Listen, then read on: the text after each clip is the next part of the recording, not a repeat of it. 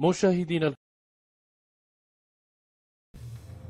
U.S. Senator Susan Collins of Maine announced Monday that she had secured Department of Defense funding for the recently passed Havana Act that includes assistance for victims of the so-called Havana syndrome that we've talked a lot about on the show. By now, you've probably heard of it, the mysterious illness named after the city, Havana, Cuba, where it was first discovered and reported in 2016. Well, since then, an estimated 200 U.S. officials and diplomats have reported being sickened around the world with symptoms such as severe headaches, dizziness, and vertigo, just to name a few.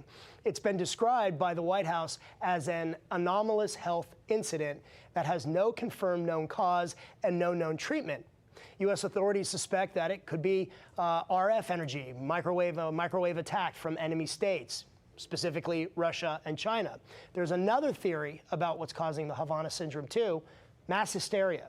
Joining me now with more on this is Mike Baker. He's a former CIA covert operations officer who's now the chairman and CEO of Portman Square Group. Great to have you on. Thank you, sir. I appreciate it. Thank you. Some neurologists have suggested that, as I just talked about, Havana syndrome may be caused by a mass psychogenic, what's called a psychogenic illness. That is a condition whereby people in a group feel sick because they think they've been exposed to something dangerous, even though there's been no actual exposure. But then, on the other hand, there are neurologists who say, no, what these people experienced is real, and there are clear physical signs of trauma. You know, look, if it's one or two or three people, I'd say, okay, that's one thing. But when you're talking about 200 and counting, from what we know of at this point, that's another. I tend to believe those who say, no, this is real. These people aren't just imagining this. What's your take on the Havana syndrome? Is this real? Yeah.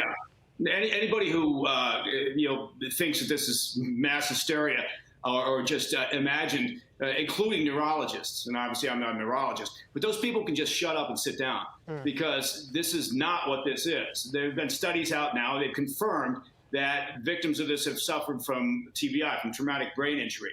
And the University of Pennsylvania, Madison, University of Wisconsin, doing some tremendous work on the damage and assessing the impact of what these people have been suffering. We're talking about incidents dating back to late 2016, not just in Havana, Cuba, where it started with U.S. and Canadian government personnel, but now China, Russia, Taiwan, Vienna, right.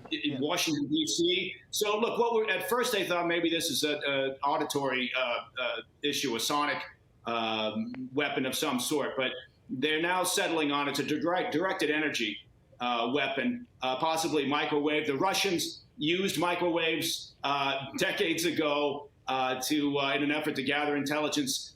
I would bet a year's salary that what we're looking at is a Russian effort to, again, collect intelligence, not intentionally to damage people. That's what they're doing, though, but to gather intel from electronic devices that they may be carrying, laptops, phones, whatever devices they've got. What do you think? So there are, the Pentagon, the White House, President Biden commissioned an investigation into this, and the Pentagon's been actively investigating this. What does that look like? What are investigators, if you had to kind of speculate, I know we're kind of speculating on this, but what's going on behind the scenes? What are they looking for? What are they looking at? Or who are they looking at? Right. Well, first of all, the government, the State Department, even the CIA, and I have a very high regard for my old outfit, they were a little slow to the game here, to understanding what the issue was, in part because it was just so unusual, in part because the complaints and the victims coming forward, it was siloed within the different agencies and there wasn't very good coordination. But they're now taking it extremely seriously.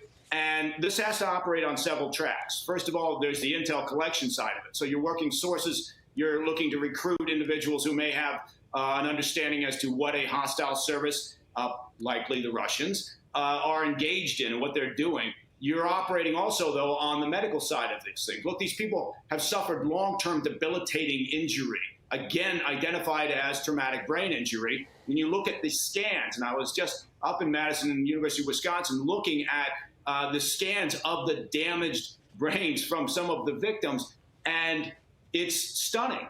But so there's the medical side of it in terms of understanding the impact, what's happened, understanding how to treat it, and understanding then in terms of putting that with the intel, how do we prevent this from happening again? And that will again likely be taking action, hopefully not a harshly worded memo, towards the hostile services engaged in this effort. Yeah, and I got to ask, since you're former CIA, have you, from what you can tell me and our viewers, have you ever come across something like this yourself? Have you ever personally been affected by anything like this or anything close to it, like these folks have?